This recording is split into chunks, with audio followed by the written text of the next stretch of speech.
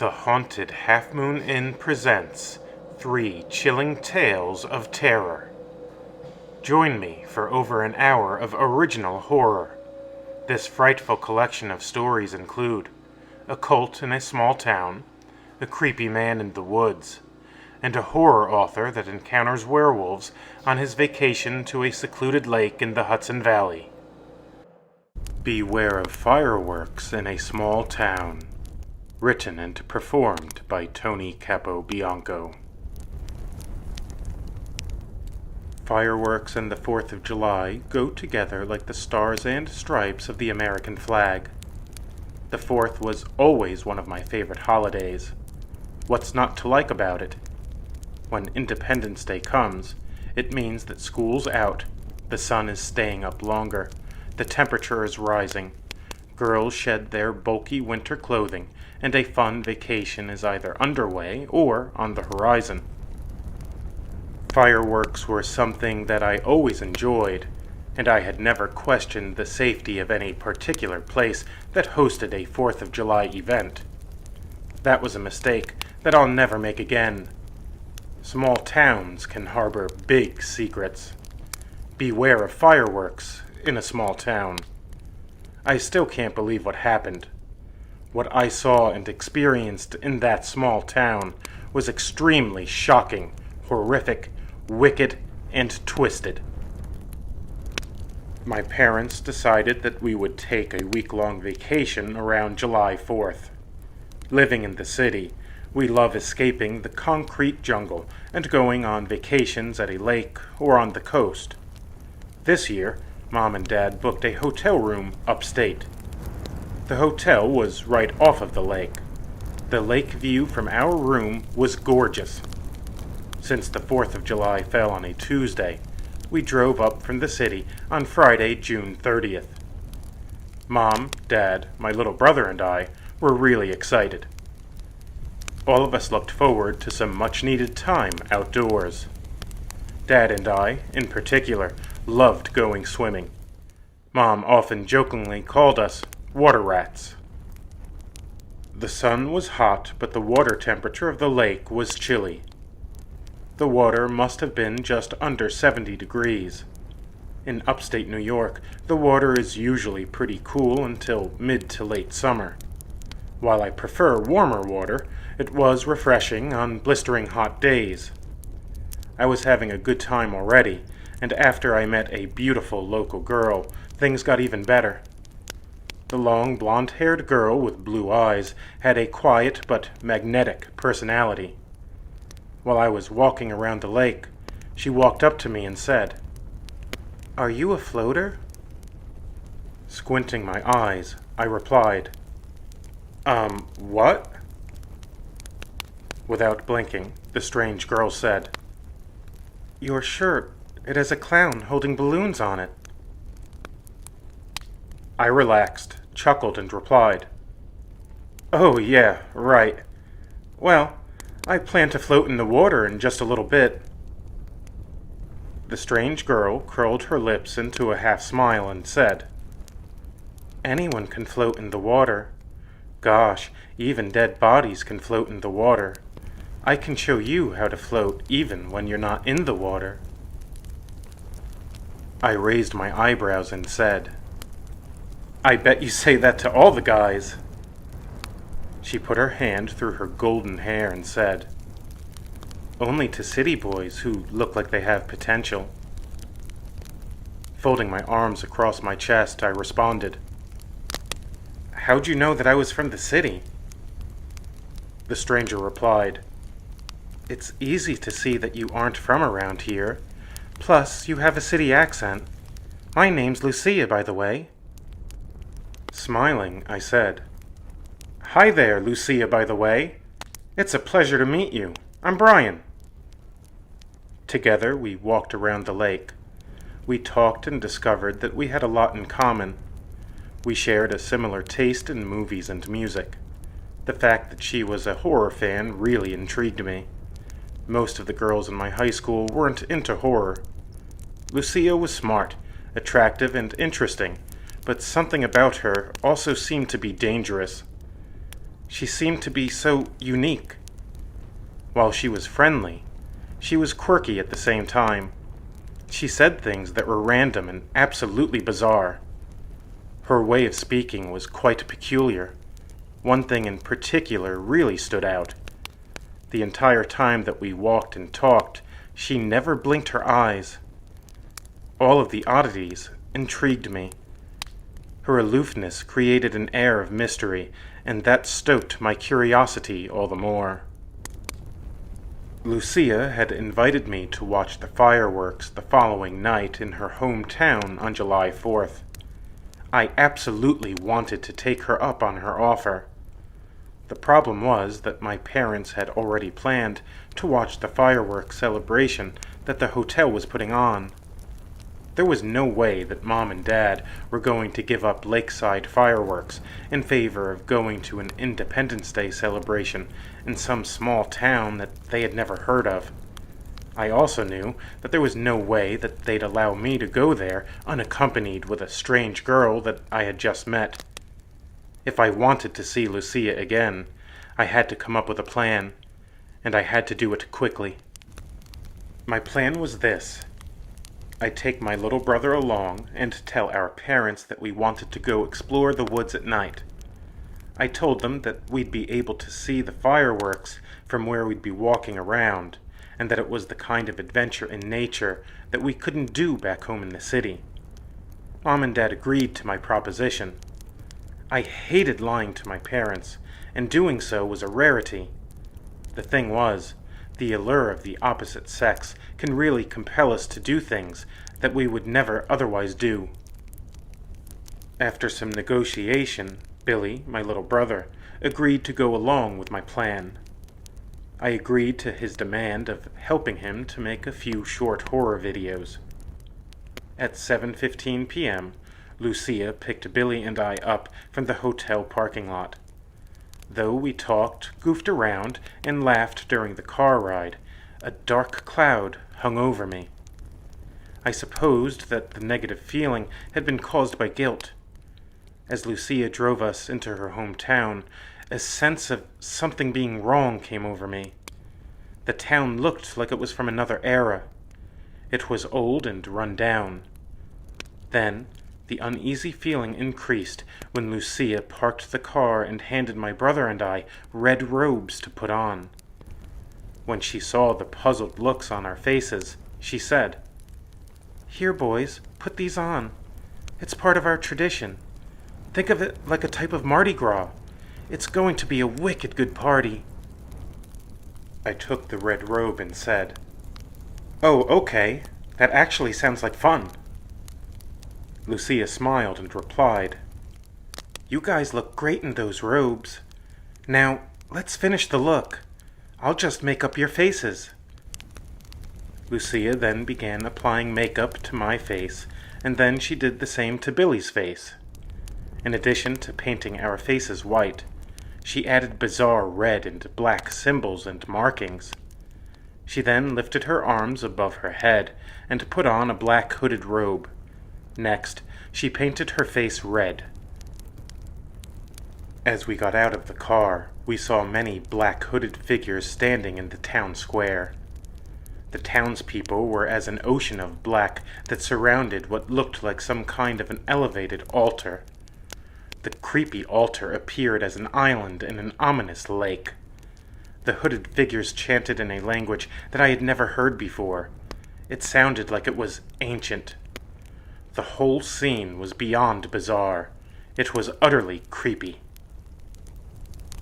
Every fiber of my being screamed for me to get out of there. I had no idea how to get my brother out of there safely.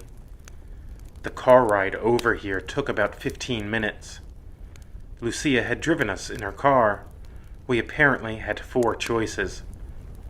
We could stay and hope that this was just some strange but harmless local custom, after which Lucia might drive us back home. Second, we could ask Lucia to drive us home right now. The third option was to head out on foot and walk for several hours until we got back to the hotel. The fourth and final option was to steal Lucia's car and drive off. Asking Lucia to drive us back seemed like a bad and pointless idea. If this was some kind of malevolent cult, letting Lucia know of our suspicions would take away any element of surprise that we might have had. If we stayed and did nothing, I feared that we might end up murdered. Yet, at that point, there was no certainty regarding their intentions. As such, there was no way that I was going to steal a car without undeniable proof that we were in real danger. So, I reckoned that we would stay and go along with things for a little while. As soon as it seemed like no one was watching us, we would then head out on foot. Billy and I exchanged a look of grave concern when Lucia took me by my hand and said, "Isn't it great? Get ready to float! The fireworks are going to start in a little bit. Let's go get a drink." Billy and I followed her as she led us to a table that had jars of what looked to be fruit juice. Given the strong Jonestown vibes that these folks were radiating, there was no chance that I was drinking that stuff unless she drank it first and didn't drop dead. Lucia did open a jar and took a big gulp. After I saw that she didn't drop to the ground, I accepted a sip when she passed the jar over to me. It was surprisingly tasty. It was definitely spiked with something strong. There was no doubt that this stuff would get you feeling good in no time. That was something that I would normally have been on board with, but I wasn't about to get sloshed under the circumstances. Billy looked scared, right up until Lucia offered him a drink. After he took a sip, a big smile spread across his face. When the fireworks began, spooky-sounding music began to play over the loudspeakers. I can't quite explain what the music sounded like, but I can say that it in no way resembled the type of music you normally hear on the 4th of July. The display was surprisingly pretty spectacular. In addition to the standard rockets that you always see, these folks had rockets that almost seemed to be magic. When some of the fireworks exploded high in the sky, they took the shape of spiders, snakes, dragons, and witches. The various glowing creatures seemed to interact with one another as they soared and fell through the air. I had never seen anything like it before. It was extraordinary. I didn't know how they pulled it off, but it was truly stunning. The black hooded figures watching the show caused the event to be even more surreal. Nothing about this place, these people, these fireworks, or this celebration was normal. As soon as the fireworks display ended, Lucia excused herself to go to the little girl's room. She had downed several plus drinks. I had finished a couple of drinks. When Lucia had left, I told Billy that it was time for us to make our move. We tried to be inconspicuous as we casually walked toward the main road out of town. After we had gotten about 20 yards away, Lucia popped up in front of us. She had a malicious smile. She wasn't alone, either. A group of black hooded figures stood beside her. My heart sank into my stomach as a primal fear consumed me. My little brother gasped in terror as the faces of some of the figures seemed to morph into inhuman shapes. I couldn't be sure if what we had seen had been caused by a combination of the lighting and our fearful minds, or perhaps our drinks had been spiked, or maybe these were real monsters. The only thing that I was sure of was that we needed to get out of there. My brother and I looked at each other, and we began to run as fast as we possibly could. We ran around one corner to the next, and each time we did so, hooded figures awaited us. We ran all over that damned town, only to find that there was no escape. We were trapped. My poor little brother began to cry hysterically. Despair drowned my soul. Strangely, the hopelessness felt like home. The apparent leader of the cult emerged and descended up the dark altar and said, "Dark kindred, the time has come. Bring the mortals to me for the dark transfiguration. The time has come for them to float. As we float, so too shall they float. Alone, yet together in darkness we float. In and through the darkness we float. Forever in darkness we float." As the high priest and leader spoke those words, Lucia and several of his black-clad followers tied each of us up to an ancient monolith. The high priest led his dark congregation in a mysterious ceremony. He would say a phrase in some ancient and perhaps inhuman language, and then the cult members would chant in response. When the moon was overhead, he forced a thick, foul liquid down our throats. My brother and I resisted as much as we could, but our resistance was futile. He took his big, scaly hand and smothered my nose until I gasped for air, and when I did, he poured the foul fluid down my gullet. As the liquid went down my throat and into the pit of my stomach, I could feel its heat. It immediately began to have an indescribable impact. I didn't know what it was that I had been forced to drink, but I knew that it was changing me. It became clear that my original suspicion of becoming a human sacrifice had been incorrect. Instead, these fiends had kidnapped my brother and I and forced us to join them. What we would turn into, I did not know. After the wicked ceremony, the black-hooded figures took us into a basement and locked us up. Imprisoned in a basement in a small, run-down town in upstate New York is where I am now as I record this audio. Whether or not anyone will ever hear this recording, I don't know. In a way, it doesn't really matter. Lucia told me that no one will be able to find us because the Dark Kindred cast a spell that cloaks the town from all outsiders. The only way in is if they want you to come in. Besides, even if my parents or the police did find me, it wouldn't be the me that I used to be. I'm already changing. I can feel a transformation taking place right now. For that reason, I need my parents to know that I'm sorry. I messed up big time.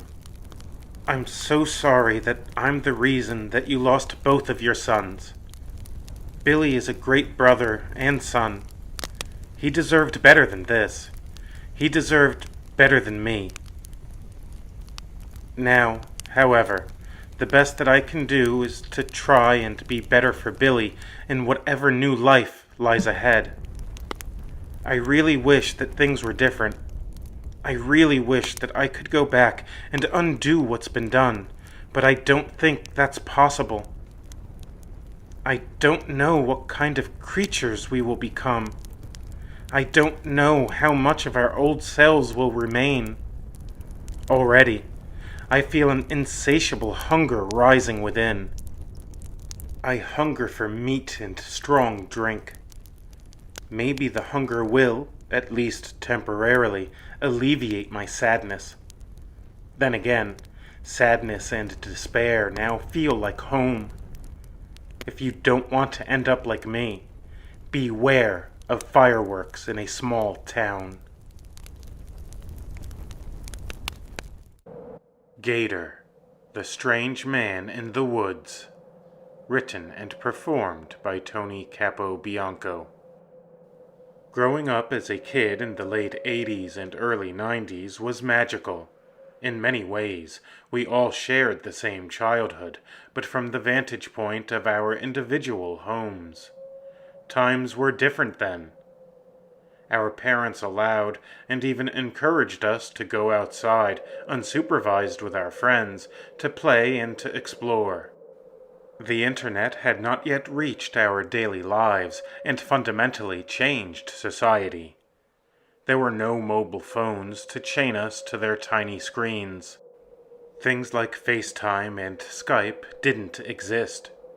If we wanted to talk to a friend, we would either pick up the phone and call them, or we'd go to their house to see them. In other words, if we wanted FaceTime with a friend, we would make it happen without the barrier of a little screen held in our hands. Things were less artificial back then, and we crafted strong childhood friendships through the sharing of common experiences in the real world.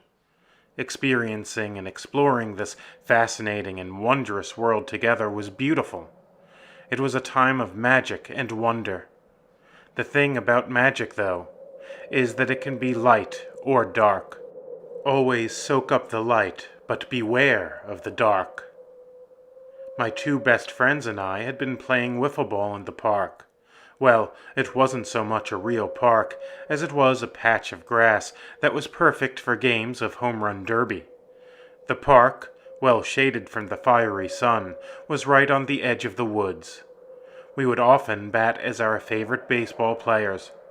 I chose to play as Don Mattingly, while Pasquale and Raul played as Jose Canseco and Mark McGuire. Pasquale threw a pitch and I violently swung and missed. Pasquale jokingly quipped, "Tommy, you swung at that like you just filled your pants with explosive diarrhea." Laughing, I replied, "Did you know that the runs are hereditary?" Raising his eyebrows, Pasquale responded, "Nope." In a serious voice, I said, "Yeah, it runs in the genes." The three of us laughed as only 10-year-olds can. The laughter soon ceased. We saw a strange man watching us from behind a tree at the edge of the woods. The man stood in such a way that the tree hid most of his body from our view. Only his upper chest, neck, and head were visible. The stranger looked to be around our parents' age. He was wearing a weird hat, and the look in his eyes was unsettling. Though it was a brutally hot day, a cold chill went down my spine when I saw him. It was creepy. Why was a grown man lurking behind a tree watching little kids play? It was the summer of 1989. What might have otherwise been a whimsical summer break became the kind of nightmare that you only read about happening to other people. That particular summer was unusually hot and humid. Summers in New York's Hudson Valley were typically fairly mild. Most days, the temperatures ranged from the 80s to low 90s, but that summer was different. Several sweltering heat waves oppressed us, with days of temperatures in the mid to upper 90s. Wanting to play outside, but not wanting to roast, we sought out adventures in the nearby woods to find some comfort in the shade of the trees. However, it was in the shade of the trees that Gator lurked. Gator was the name that we had given the strange man that routinely stared at us while we played. On numerous occasions, Gator would skulk about in the woods and work his way to the same big tree on the tree line. We always took note of his appearances, but we always kept our distance and ignored him. On one occasion, as we played home run derby, Gator popped up from behind the big tree, and he did more than just watch. He raised his arm and waved in such a way that made it clear that he wanted us to follow him into the woods. The creepy man was beckoning us to join him in the dark forest. Alarm bells sounded in my mind as the old warning of "stranger danger" blared in my head. I had already been deeply unsettled by the stranger's intrusions, but this time he took things a bridge too far. Something in me just knew that something was wrong. In my imagination, I saw a terrifying future unfold. I saw a future where Gator would lure us deep into the woods, and once we were far enough away from our homes, he'd strike. He would overpower us and tie us up to the trees and torture us. Once he had satiated his sadistic, torturous desires, he'd kill us. I vividly envisioned our possible fates. If we followed him, we might not have had a future. The three of us looked at each other, and without saying a word, we packed up our things and got out of there. For the rest of the day, we played right outside of Pasquale and Raoul's house. Their house was across from my house. Only a large field separated our homes.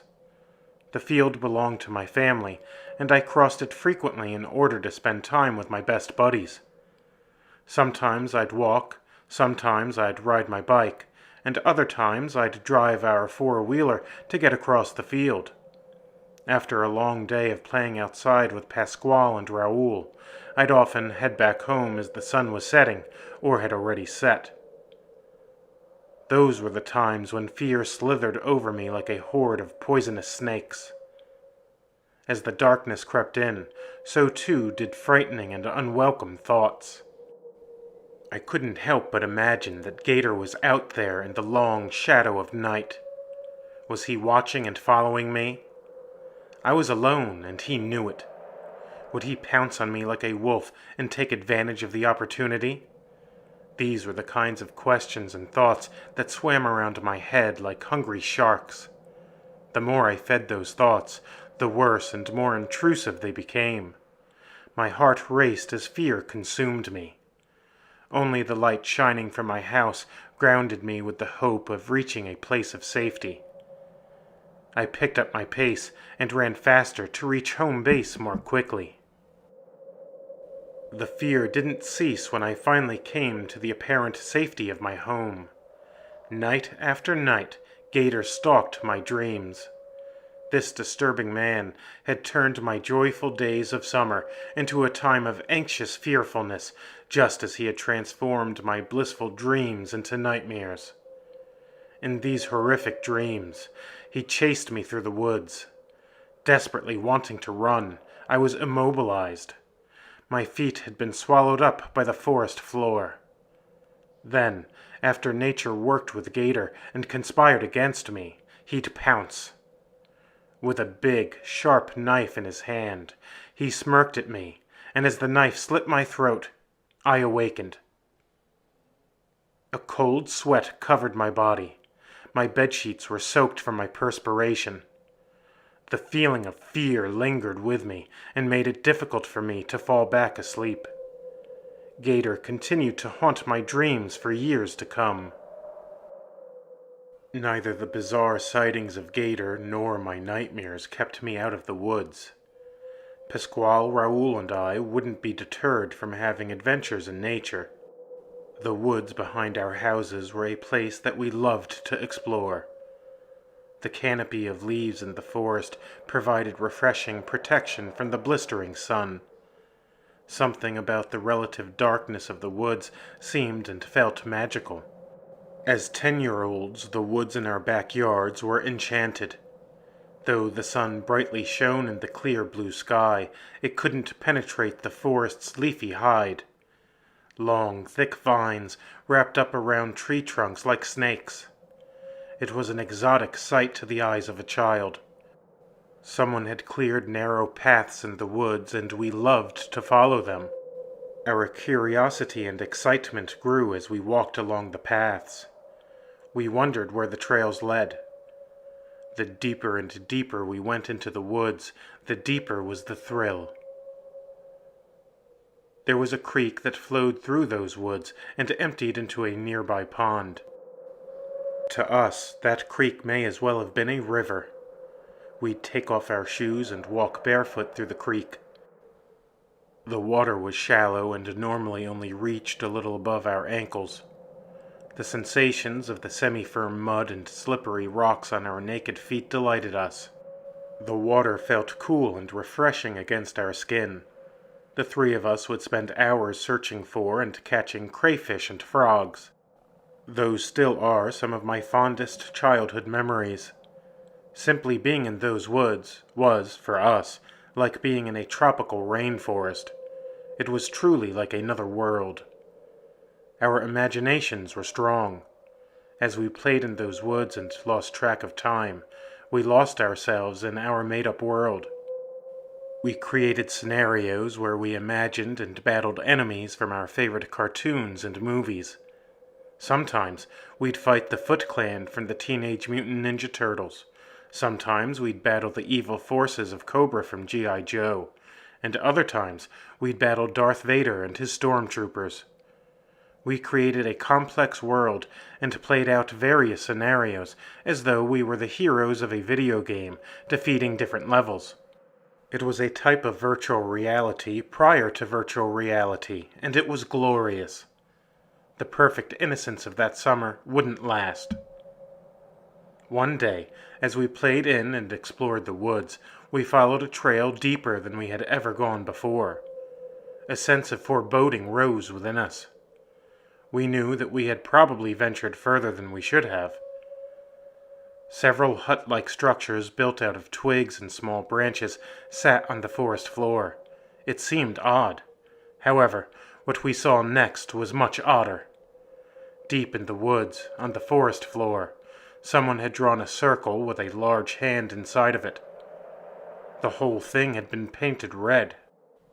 At least, we hoped that it was red paint, because it looked an awful lot like blood. At the center of the circle was a tree stump that had been turned into what looked like an altar. On top of the altar sat a bizarre figurine. Someone had apparently used twigs to fashion what looked like a stick figure in the shape of a man. What made it even more bizarre was that someone had glued a pair of human teeth onto the thing's head. It was freaky. Pure terror erupted within us like a volcano. Without hesitation, we ran away. As we ran, we heard the sound of heavy footsteps. It wasn't the sound of a kid's footsteps. These were the unmistakable sound of an adult crashing through the woods. As I ran, I turned my head back to try and see who was behind us. My heart leapt into my throat when I saw that it was Gator. Although we had caught glimpses of Gator when we were in the woods before, this time was different. The previous times had only been glimpses from the corner of our eyes. All the other times, we hadn't really been sure that we had seen him at all. This time, however, there was no question about it. This wasn't the product of an overactive imagination or a trick of a frightened mind. Gator really was there, and he was chasing us. As I sprinted down the forest path, time seemed to slow. I could feel every beat of my heart, and I could see each leaf and branch from every tree around me. The look on the faces of Pasquale and Raoul captured the sheer terror that I felt.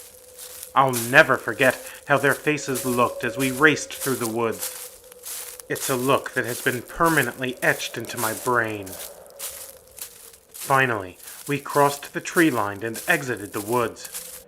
We didn't stop running until we got to Pasquale and Raoul's house and went inside. Panting, exhausted, and filled with panic, we told their parents all about what had happened. Mrs. Valdez told us to wait inside while she took a look outside. She didn't see anything that day, but she didn't allow Pasquale and Raoul to play in those woods after that. Later, after hearing my description of Gator, my parents told me that his real name was Clyde Gaddiston. They went on to explain that he suffered from mental illness and that I was to keep my distance from him. I was also told not to be cruel and mock him. Other people from around town often picked on him and made fun of him. Knowing Gator's real name didn't bring me much comfort. He still haunted my nightmares, and he was the reason that we were no longer allowed to explore the woods.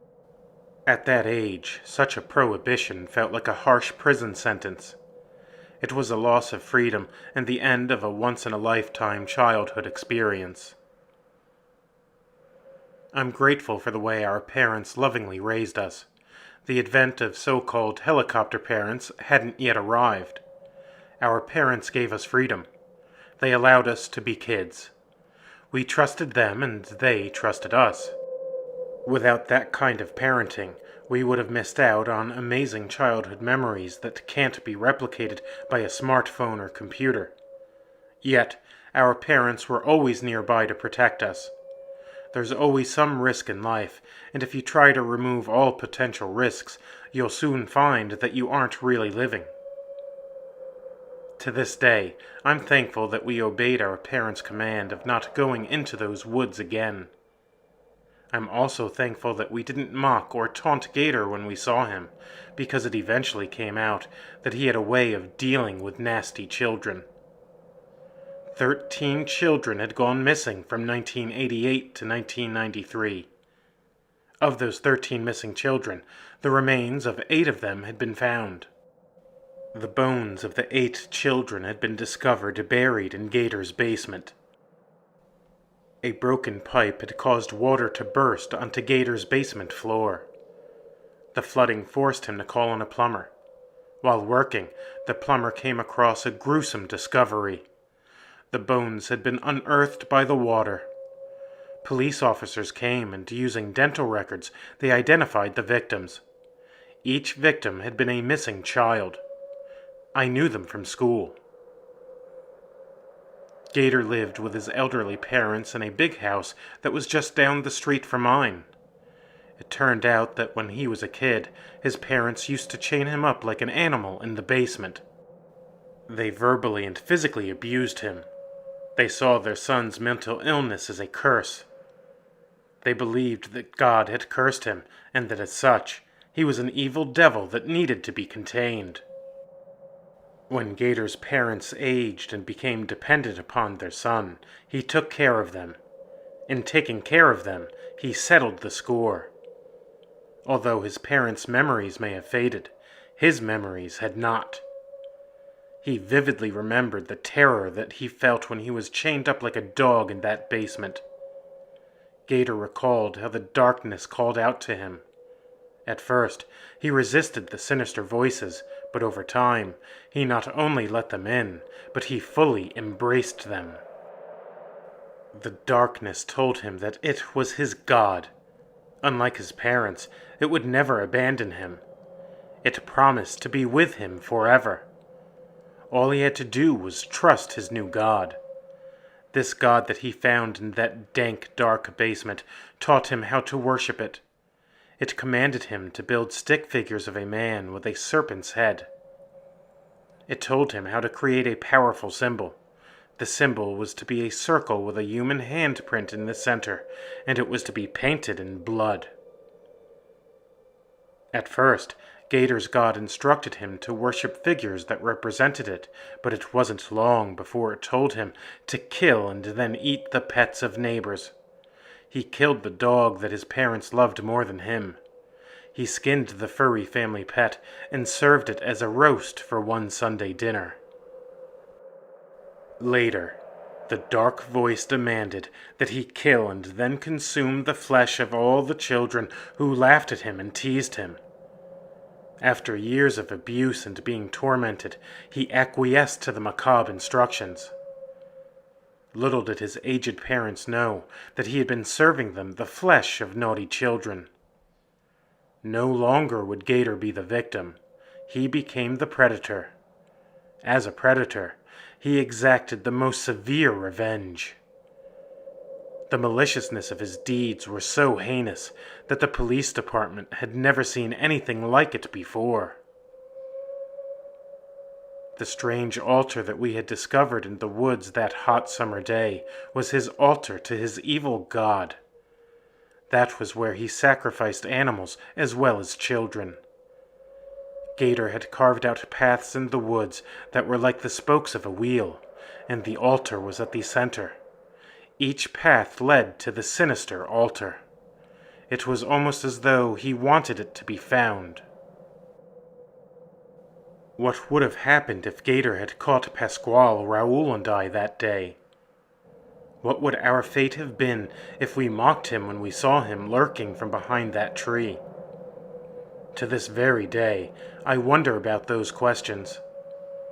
I suspect that if I had taunted him, then I wouldn't be here to tell this story. Had things been different, I could have been Gator's 14th victim. There is something else that I wonder about. What about the dark entity that Gator worshipped as a god? Was it a real spirit, or was it the sick and warped product of a twisted and tormented mind? If the entity is real, then it's possible that the story hasn't ended. Just because Gator has since died in prison, it doesn't mean that his god of darkness has died with him. Perhaps, even now, the evil spirit of darkness is calling out to another soul who has been imprisoned without light.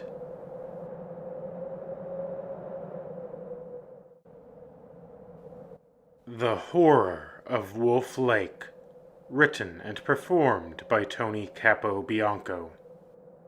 Wolf Lake is a place of stunning natural beauty. The lake is nestled in New York's Hudson Valley. Beware of beauty. In the natural world, beauty is often commingled with danger. Water is one of the most beautiful and precious things in the world, and it's also one of the deadliest. The lion is a stunningly majestic creature, but it's also a deadly apex predator. Similarly, wolves possess a grand splendor while being dangerous predators. Wolf Lake was named for the abundance of wolves that once lived there many years ago.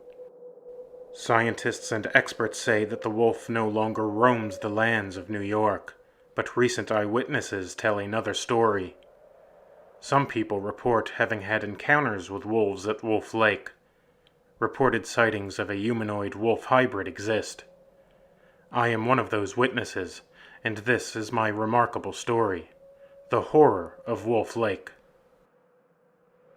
In late July, my wife and I took our 2 daughters with us for a vacation on a lake. We had gone on a wonderful vacation to Lake George before, but this time we wanted to go someplace that wasn't as busy.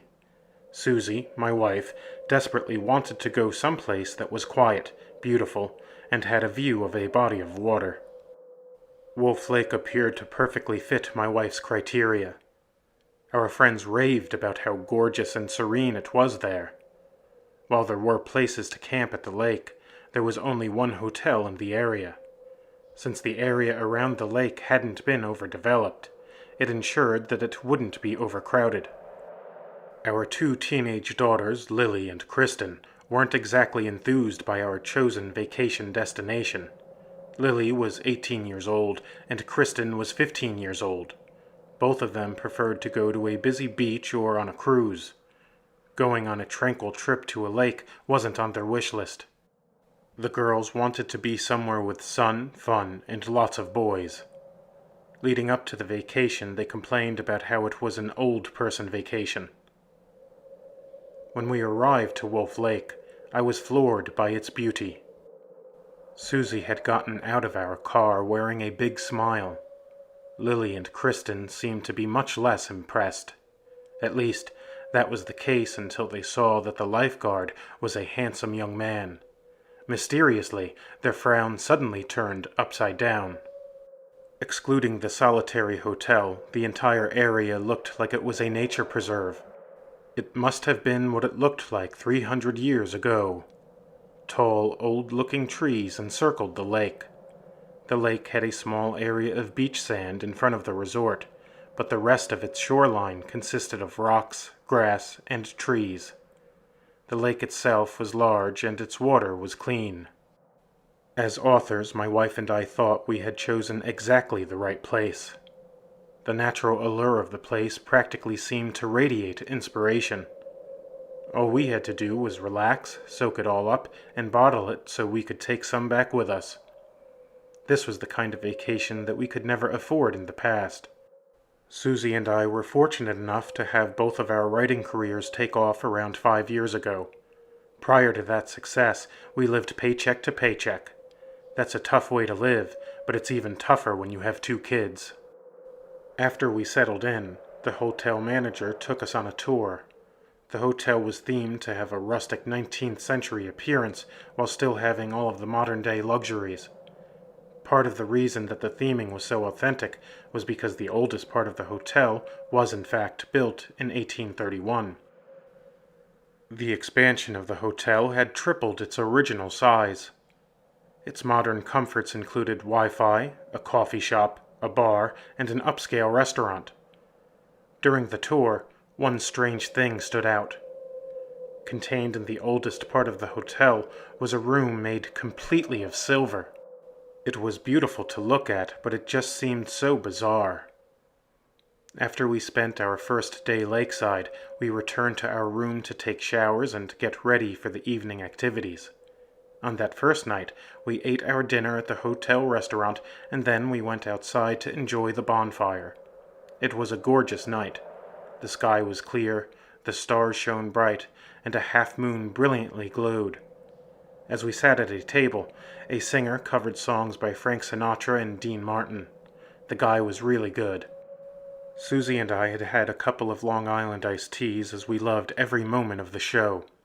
I was wearing the shirt that my wife had bought me. The front of the shirt read, "You don't know Jack." Lily and Kristen were busy trying to flirt with boys from a distance. Susie and I looked at our daughters and chuckled. Howling was heard in the distance. The young man that had been stealing glances from Lily walked up to our table. He smiled at Lily and then looked at me and said, "Excuse me, aren't you somebody?" I folded my hands on the table and said, "I certainly hope so, because if I'm not, then I don't exist, and if I don't exist, then you'd better explain to me what the hell's going on." The handsome young man with blue eyes laughed and replied, "Good point. What I mean is, you look like a famous author. Are you Jack Williams?" I smiled and said, "I'm not sure about the famous part, but my name is Jack Williams, and I am an author." The young man nervously stepped a little closer and said, "How awesome is this? Mr. Williams, I loved The Vampire Lord. That's my favorite book. This is wild. I'm here with my parents, and never did I guess that I might see you here." Pointing towards my family, I replied, "As you can see, I'm also here with my family." The young man looked at Lily, and his face suddenly became flushed. He anxiously said, "I'm sorry for interrupting. I don't mean to impose, but would it be possible to get your autograph? I have your new book, The Source of Nightmares, back in my room. If I run up and grab it, would you sign it for me?" I took a sip from my drink and responded, "Sure, there's no rush. We're going to be sitting here for a while." In a dry voice, Lily interjected, "Want me to sign it for you too?" The nervous young man anxiously replied, "Yes, I'd like that." With that, he walked away and headed back into the hotel. During the entire exchange, I noted that Lily was agitated. I had a strong hunch as to the cause. She had been eyeing that boy all night. No doubt, she saw that he was looking at our table. She could have been feeling upset because she thought the good-looking guy was looking at her when he was really looking at the table because I'm somewhat famous. It's not that I thought that that's actually what happened, but I did believe that she thought that's what happened. Lily bit her lower lip and said, "This is just perfect. Ugh." I looked at Lily and said, "Honey, use it. Every moment is an opportunity. Take advantage of it." Lily's body became more tense as she responded, "Yeah, some opportunity. The guy's obviously here because he's a fan of yours. He was starstruck. How am I supposed to bridge the gap between your stardom with ordinary life?" I took a breath and replied, "Lily, look, just be yourself. You don't have to fill or bridge any perceived gap. Your mother and I are just ordinary people who happen to write for a living. You are an exceptional young woman. You're smart, intelligent, determined, and you have a big heart. If you think that this guy is cute, do something about it. You already made a move by asking him if he wanted you to sign my book. I saw the way that he looked at you. You made him nervous. It looked like he was more thunderstruck by you than he was starstruck by me.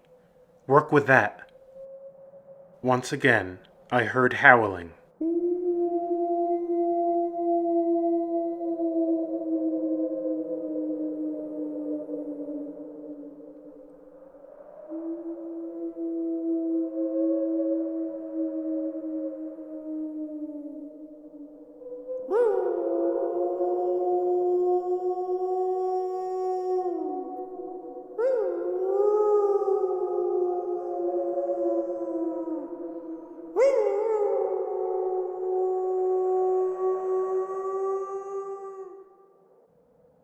This time it sounded closer.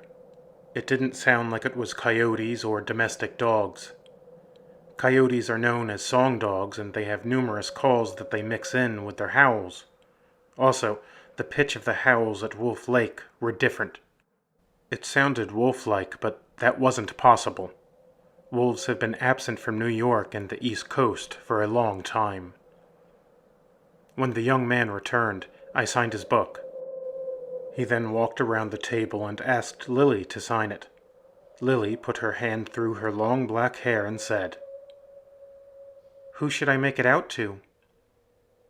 The young man replied, "Kenny. Make it out to Kenny, please." After that, Kenny sat at our table and talked with Lily for an hour. They looked to be having a good time. Susie, Kristen, and I told stories as the bonfire burned and the singer crooned. The night was perfect. We created the kinds of memories that you can't put a price on. As we laughed and enjoyed each other's company, a shrill scream pierced the tranquil night. The blood-curdling scream made everyone stop what they were doing and become silent. The singing and laughter ceased. Only the sound of the crackling bonfire remained.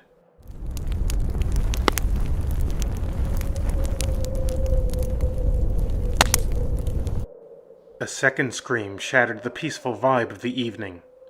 Both screams sounded like they had come from the other side of the lake. After the second scream came, a minute of silence followed. Then, the anxious silence was broken by a howl.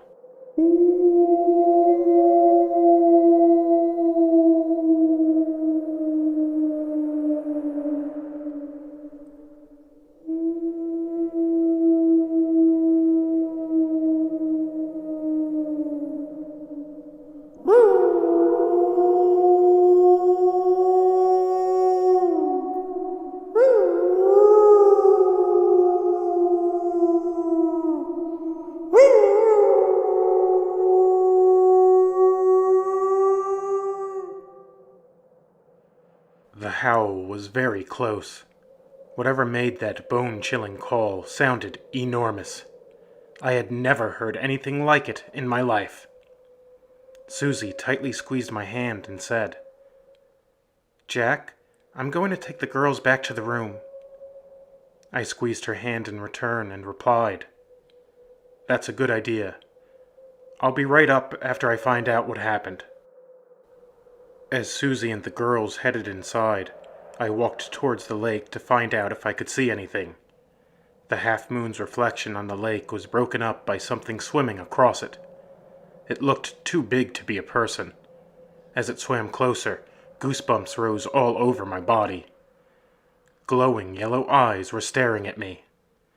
The enormous head of a wolf-like creature was raised above the surface of the lake. Behind it followed at least 10 other wolf-like beasts. Stunned, some of the guests screamed and went into the hotel while others stood motionless. I had been in the latter camp. I was unable to move because my brain hadn't yet comprehended what my eyes were seeing. What we saw wasn't possible. There were no wolves in New York. Besides, even if some wolves had traveled here, these things weren't any known species of wolves. They were far too big to be wolves, and the howling didn't fit how wolves sound either. Were they werewolves? I almost couldn't ask myself that question because of how absurd it sounded. Any doubt that remained was soon devoured. The first wolf came ashore. It must have stood over 7 foot tall. It stood upright and howled at the moon.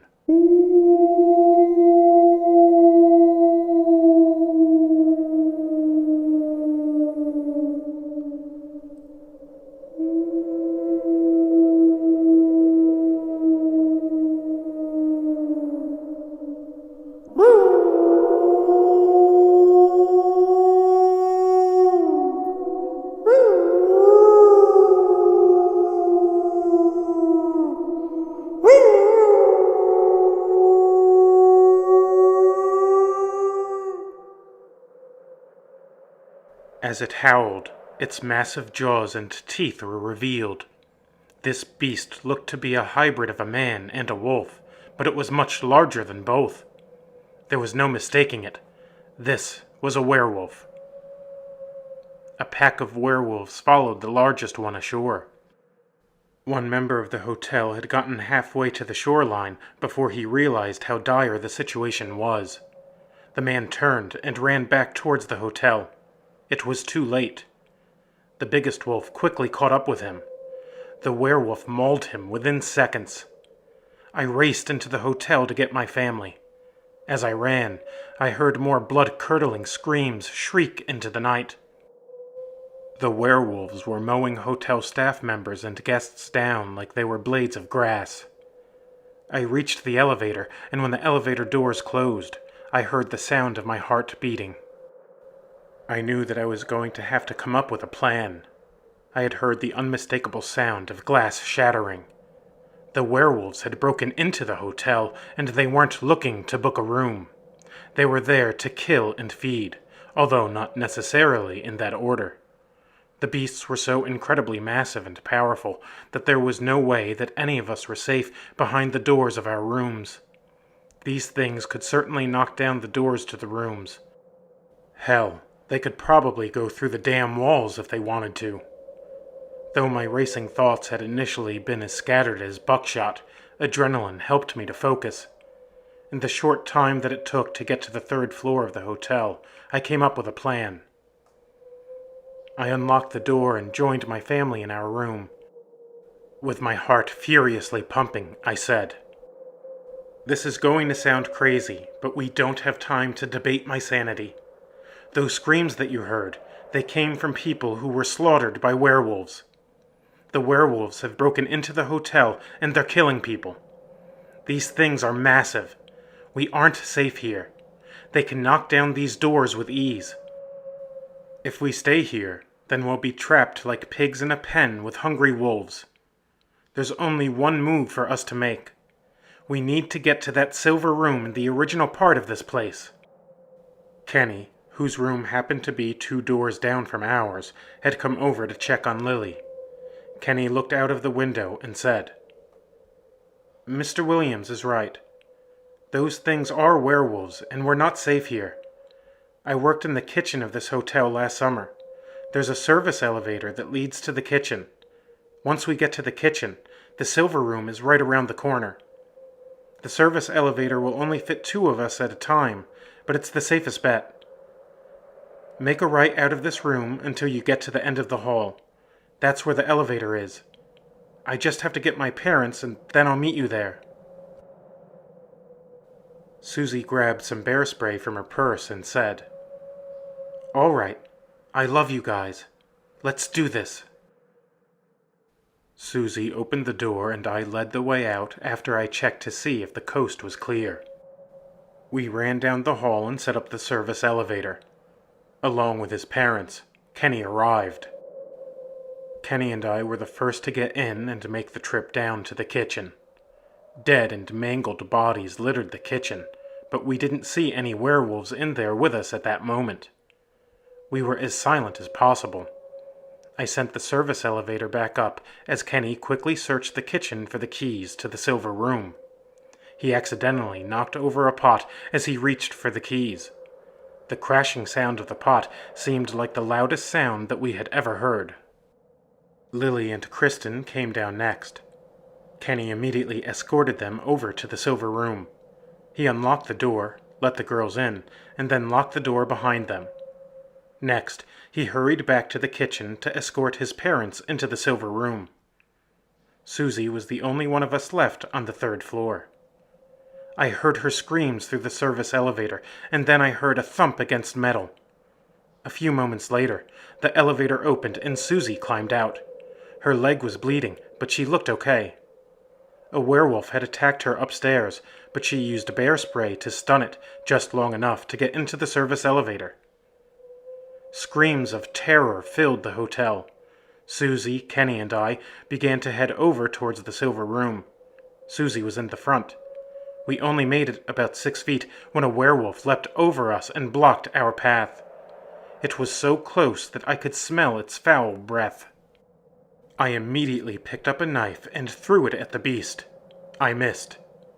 The knife clattered against stainless steel cabinets. Wasting no time, I threw a second and a third knife. The second knife went into the creature's arm, and the third sunk into the right side of its chest. Neither wound seemed to have bothered the horrifying beast. Kenny had found a large butcher's knife and a meat cleaver. With both hands armed, he slashed the beast with the meat cleaver, and then he quickly used the butcher's knife to cut its throat. The werewolf made the sound that a dog in terrible pain makes. It then collapsed over onto the stove. Blood poured out as the werewolf remained dead still. We didn't pause more than a moment. We raced to the silver room. As we unlocked it, we heard the sound of large, heavy footsteps coming toward us.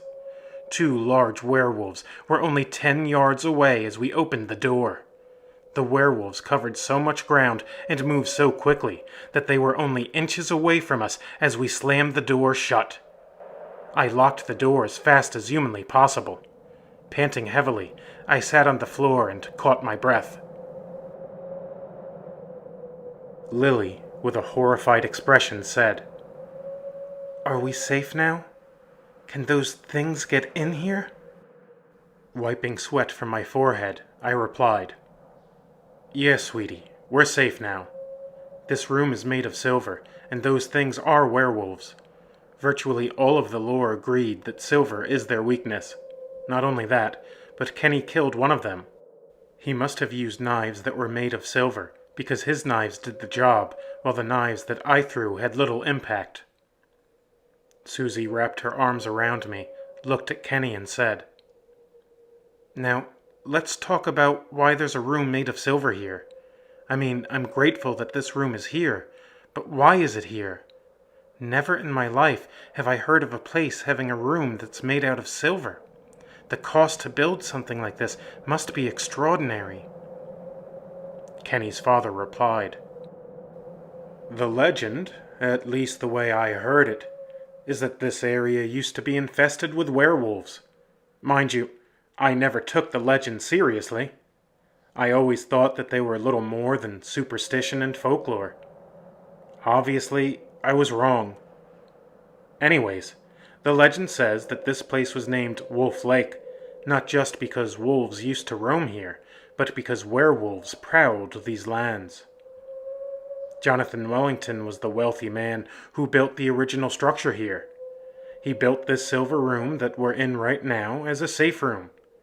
He wanted to have a panic room that was werewolf-proof. Supposedly, he built this room so he and his men could have a place to hunker down at night after they went hunting. Over the course of several years, they stayed here as they exterminated the dangerous supernatural beasts." My eyes widened as I said, "Well, I think we owe Mr. Wellington a debt of gratitude." As he smirked, Kenny said to me, "I bet you never thought that you'd be in one of your books." I replied, "No, Kenny. As a matter of fact, I did not." We sat in that beautiful silver room from 1 a.m. until a few hours after the sun came up. The power had gone out sometime during the werewolf attack. There was virtually no cell phone signal here, and once the Wi-Fi went out along with the power, we were all completely isolated. There was no way to call for help. Stepping outside of the silver room, we saw the full extent of the carnage. The remains of the bodies resembled what I imagined the wreckage of a plane crash would look like. Only in this case, the bodies had been eaten.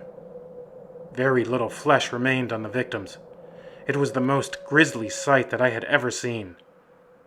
Kenny's parents and my daughters vomited when they saw the hellish scene. We were the only survivors. We drove to the police station and told them what had happened. They didn't believe us. Law enforcement and local officials held a press conference and told a very different story. They asserted that a family of black bears had either been infected with rabies or gotten into a large stash of cocaine and then gone on a rampage. It didn't take long for headlines such as "Cocaine Bears Massacre Posh Resort Guests" to go viral. One cable news headline read, "Famous horror author almost eaten by rabid cocaine bears." The loss of life was horrific. The beautiful vacation had turned deadly. I think that we will all need to receive help for managing PTSD. Only a week has passed since that terrible night. Although we survived the horror of Wolf Lake, I worry that the story isn't over. Susie was bitten by a werewolf and she's noticed some alarming things since then. She feels different. It's not only that she feels different in the sense that she experienced a traumatic event, but she feels different on a fundamental level. Her hearing has become much more sensitive. She can now hear whispers from across the house. Her eyesight has greatly improved as well. Another significant change is that she has become more active at night. I've been looking up werewolf lore to learn what I can. Much of the lore states that a person can become a werewolf by being scratched or bitten by one. If that's the case, we have to search for a cure, or at least find a way to safely live with the supernatural condition. I sense that we have a long road ahead of us, but we'll travel it together.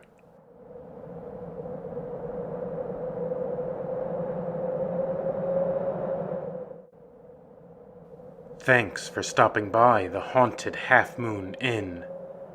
I hope that you have enjoyed your stay. Before you go, please put a wooden stake through the like button and leave a comment for the spirits to read. If you did enjoy your time with us, subscribe to this undead channel. Doing those little things really helps me to reach more souls. The world is sick and hurting. It needs more horror. Help me to heal the world through horror. Together, we can haunt this world one home at a time. And always remember, just because you don't see them doesn't mean that they aren't there.